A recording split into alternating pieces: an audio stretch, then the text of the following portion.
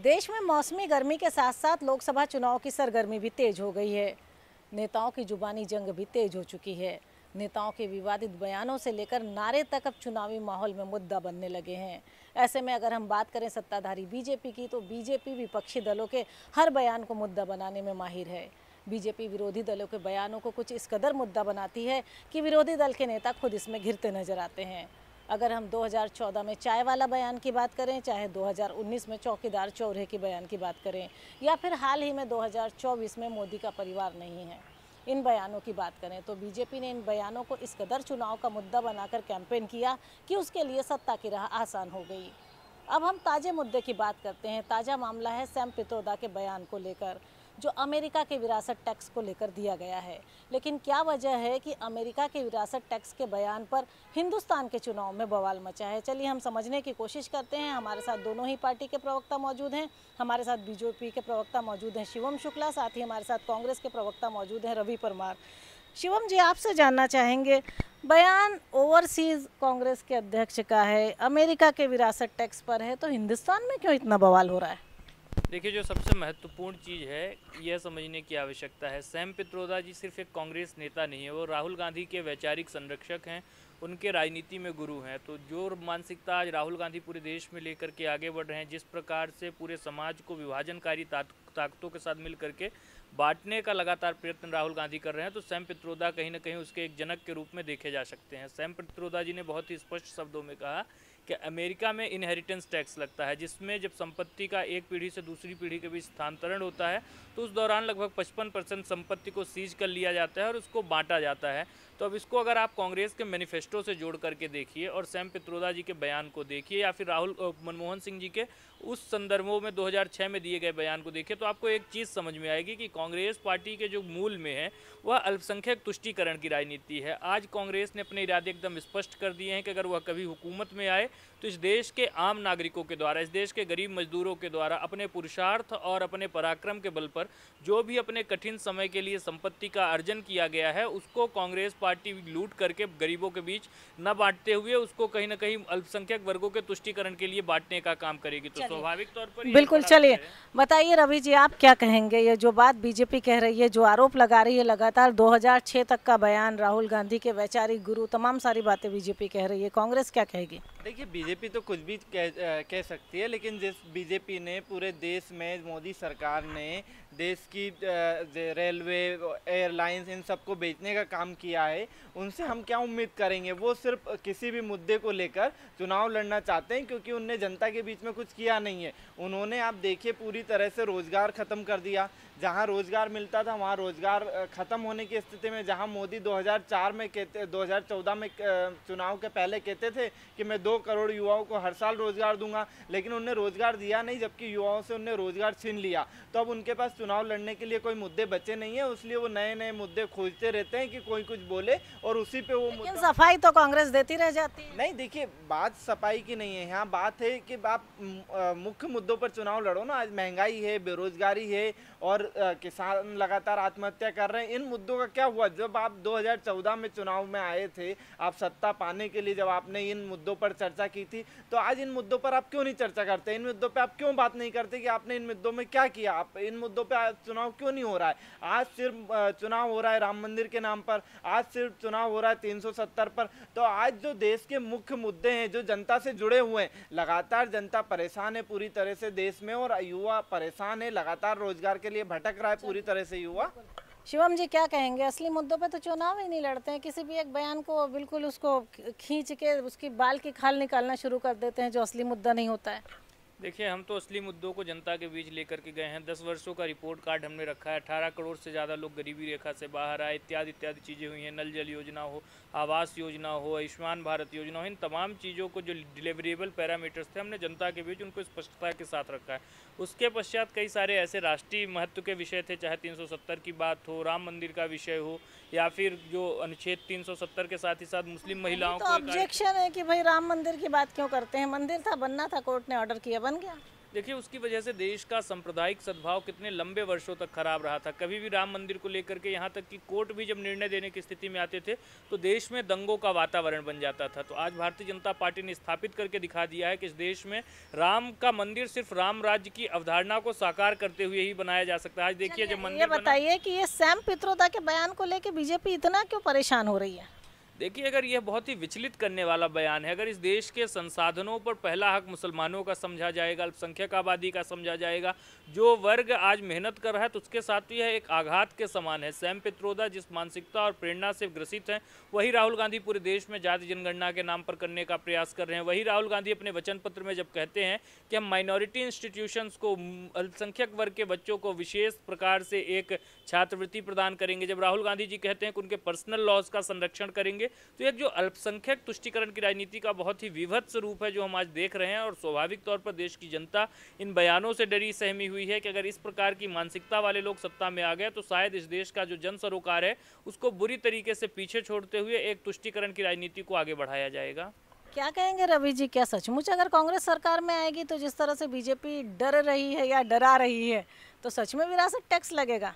देखिए, ये तो कहने वाली बात नहीं है, लेकिन जिस तरह से बीजेपी का डर साफ दिखाई दे रहा, तो बीजेपी ने कहीं ना कहीं कुछ गलत किया होगा, इसलिए आज बीजेपी इतनी तरह से भयभीत है और डरी हुई है। और बयान से ही डरी है कि विरासत टैक्स लगेगा हिंदुस्तान में। देखिए, पूरी तरह से बयान ही हिंदुस्तान के लिए तो है नहीं कि हिंदुस्तान में लागू होगा, ना कोई अभी ऐसी बात सामने आई कि भाई सीधा स्पष्ट तौर पर कह दिया गया हो या पार्टी के मैनिफेस्टो में हो कि नहीं हिंदुस्तान में लगेगा। और दूसरी चीज़, बात करती भारतीय जनता पार्टी माइनॉरिटी की, तो देश में सबका अधिकार है, देश में सबका हक है और उनको उनका हक और उनका अधिकार मिलना चाहिए। लेकिन जब बात आती है अल्पसंख्यक की, तो भारतीय जनता पार्टी को पता नहीं क्या होता है कि उनके प्रवक्ताओं, उनको नेताओं को बड़ा वो इससे एकदम तिल मिला जाते हैं जैसे बात होती है अल्पसंख्यक, तो उनको कभी अल्पसंख्यक की चिंता नहीं हुई, उन्होंने कभी उनके बारे में सोचा नहीं। तो इसलिए भारतीय जनता पार्टी को जब हमारे नेता अल्पसंख्यक की बात करते तो उनको बहुत ज़्यादा तकलीफ होती है, और ये तकलीफ होना नहीं चाहिए क्योंकि वो भी हमारे देश के नागरिक हैं और जो जनता का हक है उनको मिलना चाहिए, क्योंकि सभी का पूरे देश में समान अधिकार होना चाहिए। मंगलसूत्र छीनने की भी बात चल रही है। देखिए, जब एक प्रकार से लोगों की संपत्ति, उनके जो भी जितने भी सेविंग्स हैं उनको छीना जाएगा, तो भारत में यह मान्यता है कि आमतौर पर एक गरीब इंसान भी अपनी सबसे ज़्यादा इन्वेस्टमेंट गोल्ड पे करता है, क्योंकि उसमें कोई भी क्षय होने का संपत्ति की संभावना बहुत ही क्षीण रहती है। तो स्वाभाविक तौर पर हमारी माताओं और बहनों का जो मंगलसूत्र है वह एक रूप के, प्रतीकात्मक रूप के रूप में देखा जाता है। तो आज कांग्रेस जिस मानसिकता के साथ आगे बढ़ रही है वह तो उनके मंगलसूत्र के ऊपर भी आघात पहुंचाने वाली स्थिति की बात है।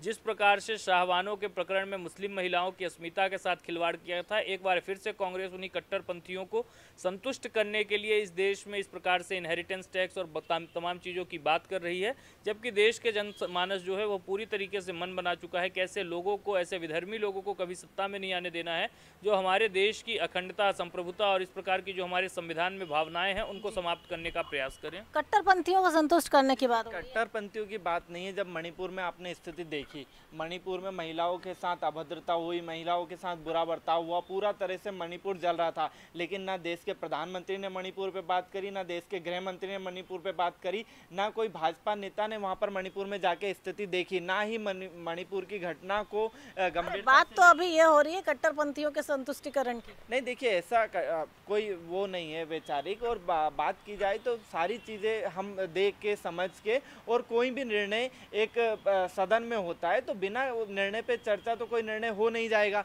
लेकिन भाजपा का काम है मुद्दा बनाना, और वो मुद्दा बनाती है छोटी छोटी चीज़ों, क्योंकि उनके पास मुद्दे नहीं है। मैंने आपसे पहले भी कहा कि बिना कारण ऐसे ही नहीं हो जाएगा, मतलब हो सकता है आपकी सरकार। मैं कह रहा हूँ ना, नहीं होगा ना, जब सदन में चर्चा नहीं होगी उसके पहले तो हो नहीं जाएगा ना, पहले सदन में चर्चा होगी ना किसी भी मुद्दे में। चर्चा तक आप सोच रहे हैं? नहीं, सोच नहीं रहा हूँ ना, मैं बता रहा हूँ, मैं भाजपा प्रवक्ता को बता रहा हूँ कि भाई सदन में चर्चा होगी, उसी के बाद होगा ना जो भी निर्णय होगा। और दूसरी चीज़ रही बात इस चीज़ की कि आप देखिए ना किस तरह से चीज़ें लगातार देश में बिगड़ती जा रही है। कहाँ पेट्रोल डीजल 60-70। रवि जी, सवाल यही है कि इतने के बाद भी क्या कारण है कि कांग्रेस के नेता अपने ही बयानों पे सफाई देते हैं, खुद अपने ही बयानों पे गिरते हैं? नहीं, देखिए, कोई बयान पे सफाई नहीं देते। जब कुछ हो जाता है ऐसी स्थिति में कि कभी हाँ किसी नेता ने कुछ बोल दिया तो दूसरे नेताओं को उस पर मंथन भी करते हैं, और कई बात ऐसी है कि चलिए ठीक है, कोई मामला है या किसी मामले में हमारे किसी नेता ने बयान दिया है तो वो सोच समझ के दिया होगा। मैं तो 2014 के चाय वाला बयान की बात करूंगी जो मणिशंकर अय्यर ने दिया था। 2019 में मेरे ख्याल से राहुल गांधी ने ही कहा था चौकीदार चोर है। सब बयानों की भरपूर कैंपेनिंग करी थी बीजेपी ने और उसके बाद सफाई। देखिए, भाजपा भी करती है, भाजपा संविधान बदलने की बात करती है, भाजपा के सांसद देश में संविधान बदलने की, क्योंकि उनको 400 पार चाहिए, वो इसलिए चाहिए कि उनको देश का संविधान बदलना है। तो क्या अभी देश में सुख शांति है इनको अच्छी नहीं लग रही तो ये संविधान बदलने की बात करते हैं? बताइए भाई शिवम, क्या कहेंगे, क्यों संविधान बदलने की बात? देखिए, संविधान को अगर किसी ने बदलने का काम किया था तो हमारी भूतपूर्व प्रधानमंत्री स्वर्गीय इंदिरा जी ने किया था। उस दौरान भी हमने देखा था किस प्रकार से आपातकाल के दौरान किस प्रकार से एक के बाद एक संविधान संशोधन ला करके पूरे देश की जो संविधान की मूल आत्मा थी उसको नष्ट करने का प्रयास किया गया था। इसके पश्चात भी जब साहबानों के प्रकरण का मैंने जैसे पहले ही जिक्र किया, तब भी संविधान और कोर्ट की जो भावना थी उसके विपरीत जा करके कट्टरपंथियों को संतुष्ट करने का प्रयास किया गया। वहीं भारतीय जनता पार्टी का मानना है कि संविधान में जो शक्तियां उसकी मूल भावना को निहित रखते हुए हमें दी गई हैं, एक संसद के रूप में जो जनप्रतिनिधि हैं उनको दी गई हैं, उसके अनुरूप समय समय पर वक्त के अनुरूप परिवर्तन तो सरकार के पास वही बात रवि कह रहे हैं कि कोई नया मसला आएगा, कुछ होगा तो पहले हाउस में रखा जाएगा। देखिए, हाउस में तो साहबानों का प्रकरण भी रखा गया था, लेकिन अगर कांग्रेस के पास सत्ता रहती है तो सत्ता का दुरुपयोग किया जाता है। एक चाकू अगर किसी व्यक्ति के पास हो तो डॉक्टर उससे कोई सर्जिकल ऑपरेशन कर ले, और कोई अगर बंदर के हाथ में लग जाए तो एक विभत्स या किसी अपराधी के हाथ में लग जाए तो इस प्रकार की घटना हो सकती है। तो इसी प्रकार से अगर कांग्रेस के हाथ में जनादेश आ गया तो इस देश के लोगों के ऊपर एक गंभीर संकट खड़ा हो जाएगा, और एक प्रकार से फिर से अल्पसंख्यक वर्ग को तुष्टीकरण करने के लिए जो एक विभाजनकारी राजनीति पूरे देश में हावी होगी वह किसी भी रूप में इस स्वस्थ लोकतंत्र के लिए स्वीकार्य नहीं है। मतलब बीजेपी 400 पार की भी बात कर रही है और बीजेपी को यह भी डर है कि कांग्रेस के हाथ में सत्ता ना आ जाए। क्या कहेंगे रवि? देखिए, निश्चित तौर पर भारतीय जनता पार्टी को डर है, क्योंकि जनता पूरी तरह से देख चुकी है भारतीय जनता पार्टी को। 10 साल में इन्होंने 2014 में पहला मौका मांगा था, 2019-18 में इनने दूसरा मौका मांगा, तो इनको जनता ने मौके दिए, लेकिन इनने जनता से जो वादे किए थे उन वादों पर ये खरा नहीं उतरे। लगातार आप देखिए, जहाँ गैस सिलेंडर 300-400 रुपये का था वो आज 800-900 रुपये का हो गया। वहीं आप बात कर लीजिए पेट्रोल डीजल की, तो जो 60-70 रुपये का पेट्रोल डीजल था वो 100 रुपये के पार हो गया। वहीं आप बात कर रहे हैं किसानों की, तो किसानों की आय दुगनी नहीं हुई लेकिन उनका खर्चा दुगना हो गया। लगातार किसान पूरी तरह से परेशान है, और लगातार जब किसान अपनी हक की लड़ाई लड़ता है तो उसको गोलियां मिलती है, लाठियां मिलती है, तो ये पूरे देश की जनता ने देखा है।